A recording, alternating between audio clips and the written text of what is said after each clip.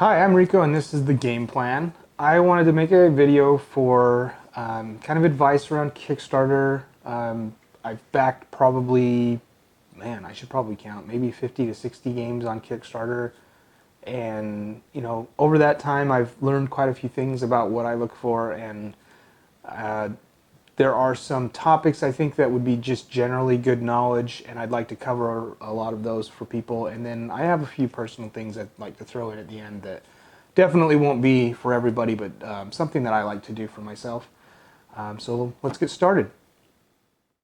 So for me, I would say the only thing that I would say is absolutely necessary, like I will not even consider backing a Kickstarter unless it has this, is a how to play video. You may see these in the form of like preview videos or something like that. Uh, Anything that gives you an idea of the rules, how the game's going to flow, maybe even game length, just something like that. Those are going to be an absolute necessity, in my opinion. You definitely don't. First of all, you want to know what the game is like, right, before you back it. But second, if the publisher or the creator is not even willing to put forth the energy of putting together something like this for their backers, I just don't see that the work ethic is there to really make a success. You know what I'm saying? There's just a little bit more. You need to take it to the next level, and this is, I think, the first step in taking it to the next level. Another thing that I think is something that's a benefit, and not as necessary, but a gameplay video. So a slight difference with the how-to or previews. They generally are just kind of walking you through, here are the rules, or here's the general flow of the game. I think a gameplay video can be more helpful in determining if the flow is what you want it to be. Maybe it's a little slow, maybe there's a little too chaotic. That can be something that you can more easily find in a gameplay video than you could in, say, a rules or a preview video. I don't think that's as necessary, especially as you get more experience with games and what kind of games you like. You can generally tell from the rules, you can kind of abstract in your mind what that flow will look like and feel like, and that should be enough or can be enough oftentimes. So a gameplay video is more of a bonus, but it's also very nice. Another thing I think is important to know is the price point. This is one that I got dinged up on pretty good when I first started, because I would back games that had a great description, very thematic description. A lot of times you hear people describe the game, how it plays. I mean, an example might be like in insect colonies where you're trying to expand out into the wilderness and the weeds and the trees, and you have different types of insects, and the ecological symbiosis of them will blah blah blah, and it just sounds so epic and so cool, and it's a $25 price point. There's a couple things going on there. One is, most likely the game's just not what you think it is. It's probably just very small card games, and all that descriptive and all that thematic juice was just the story, the flair around it, whereas the gameplay itself is probably far more straightforward. Or, and probably there is a little bit more to the game, but at a $25 price point, you're going to get the worst components imaginable. It might as well just be cardboard pieces that they cut out with scissors. You have to keep in mind that Kickstarter is not a place for bargains. You're just not going to get them there. If you're looking for bargains, go to the flea markets, the conventions. There's going to be online flea markets or Facebook group trading. That's where you're going to find bargains. Or another important thing to consider is the fulfillment history. The publisher or creator of the project, look at anything that they've done previous. What was the fulfillment like? Did everyone get their games? Was it generally a positive experience for those people? This one can be a little subjective and a little bit difficult to measure from time to time. There is, however, a Board Game Geek list. If you have not seen or used Board Game Geek, it's just an online website that houses lots and lots of information about games and the people who play them and the hobby in general. And there are what they call geek lists. They're essentially just a list of items that people have put together, and there's one that follows Kickstarter fulfillment issues or creators that have had problems in the past, whether it be full-on just taken the money and run, or delayed shipment for whatever reason, it's an opportunity for you to go and research on your own. Now, just because a publisher is in that list doesn't necessarily mean that it's just a no-go. The list, though, is pretty well maintained in that they will not allow you to place something on the list without facts. Like, it can't be something that someone was just butthurt because their shipping was late, or it had a ding box that the publisher wasn't willing to replace for whatever reason. Like, there's always two sides to a story. They don't get into that gray area. What they're looking for here are like published articles, or just very, these are the facts, and they have links. And so if it's in that list, there's probably a good chance that it's pretty legit. Now, there might be comments in the list that are like, yeah, this person didn't take that with a grain of salt.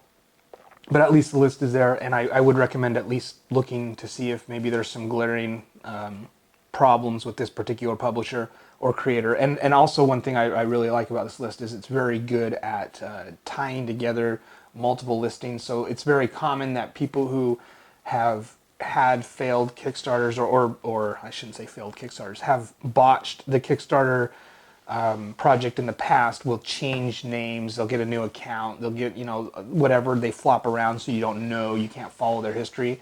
This link or this BGG list will link together those people and say, oh yeah, this is also known as this and this and this, and it goes through all those details. So it's very handy. And I'll put a link in the description on that one. Another thing that you should consider is the designer of the game, for two reasons. One, if they don't mention who the designer is, then it probably didn't go through a great deal of design process. I mean, I don't know that they would have put forth the organizational practices and design practices that some of these more modern and interesting board games are putting together.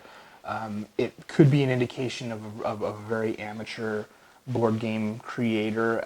Those are just generally red flags. If someone is so inexperienced that they wouldn't even know to put their name on the box as a designer, then they probably don't have a whole lot of experience with game mechanisms and the philosophy around interactive play and gameplay. There are books written on game design, right? Like, and a lot of people who would be watching this type of video probably already know this, but it's very clear if the game doesn't have a listed designer, they probably weren't following those types of practices. And so it's not necessarily one-to-one, but it's very likely that you're going to get a crap game. It also could be that the game designer was, say like a 12-year-old kid. I've been guilty of backing one of those piles of garbage in the past. Just naive, thinking, oh, that's fun. Someone helped their kid create a game. What was I thinking? So there's just one thing, if the designer is unrecognizable, they're maybe a first-time designer, not necessarily a bad thing, but that's something to keep in mind. Or it could be that, oh yeah, I love this guy, love this girl, she's been doing great stuff for years or whatever, then, that's an easy yes or no. It's just something you should probably look into. So something that I've run across a small handful of times, it's not something that I would say is absolutely common, but it can occur, is that the creator of the Kickstarter project and the publisher of the game are not even the same entity, same person, same company or anything. Maybe in another country, the publisher is trying to accomplish something, and in the US, where I live, is not as easily accessible, or for maybe language barriers, or I don't know exactly why they would do this, but there is someone else fulfilling the Kickstarter half of that, of the idea.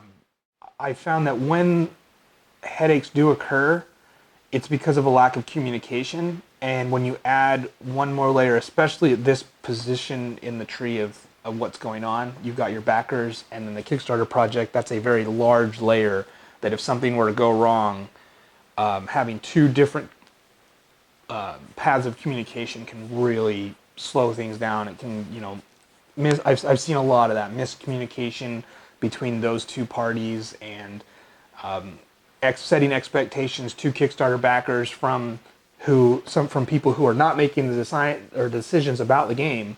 And so if there's a miscommunication, oh yeah, our components are going to look like XYZ, and then this person heard PYQ, it could really cause some issues. So I would a little bit of fair warning on that one. If you see that that's the case, maybe reevaluate it just a little bit. If you see that is not by itself something, but maybe that with 2 or 3 other things that you're like, it might be a, deal breaker. Another thing I like to consider is the fulfillment options. This is something that's pretty standard. I don't see a whole lot of variation here, but this one, I have run into some weird hiccups in the past around this one. For me, I like just standard shipping. Just ship it to my house. I'll pick it up. I'll play the game later. There are some options, and a lot of people find it popular to do like convention pickups, SN pickups, Gen Con pickups, and that's totally fine. Usually the shipping is either completely free or highly subsidized if you are able to do that, and that's fine. But the ones I want to speak to specifically that can cause problems are like bundled shipping options, and I've seen this only occur a handful of times, and only once was it an actual necessity, and the other time I volunteered to do it. And the necessity time turned out to not be so bad at the time I volunteered. I shouldn't have done it. Was essentially, we looks like we have, say, 15 backers who are all within the same city limit. We'll send all 15 games to one person, and then they'll work with those people to meet up and get it. Not once did I ever not get the game, or was the game damaged or destroyed, or the person who was the primary point for shipping turned out to not be reliable. Nothing like that. It just took longer, and it was just a headache, right? Like, I'm busy Tuesday afternoon. What about Wednesday? Oh no, I can't do it until Thursday evening. Well, I've got to watch da da da da. And this just adds another 3 to 5 days of trying to get together with it. Unless, of course, the person. It's just not as smooth as you might think it would be. So I would say, don't choose that option.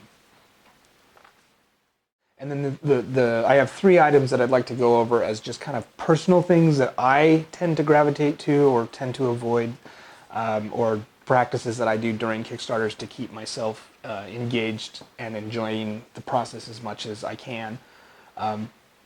Kickstarter is definitely not something I would recommend for new gamers. It is something that I think works best when you've established what exactly it is that you like out of your games, what it is you want out of your gaming experience. And then this is the Kickstarter added excitement of crowdsourcing it and seeing an idea come to life that maybe wouldn't have otherwise had the opportunity. That's really where I get my satisfaction out of Kickstarter. There are more games available that are already in existence than you could ever play in a lifetime.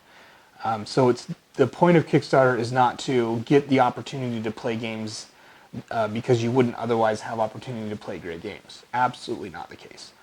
One thing that I absolutely try to avoid are Kickstarter exclusive content. Now, a deluxe version only available to Kickstarter backers is fine, or even alternative artwork or whatever, better component upgrades, that kind of stuff. I'm not really hugely into that, but if that's what they want to do, that's fine. I'm talking about specifically about content. There are things available and gameplay elements available in this game that are only available to people who back this. I think that is a cheap marketing ploy. I avoid any company that does that in general, even if they're not doing it on this particular Kickstarter project. If they've done it on the past, or I've seen it as a pattern among what they do.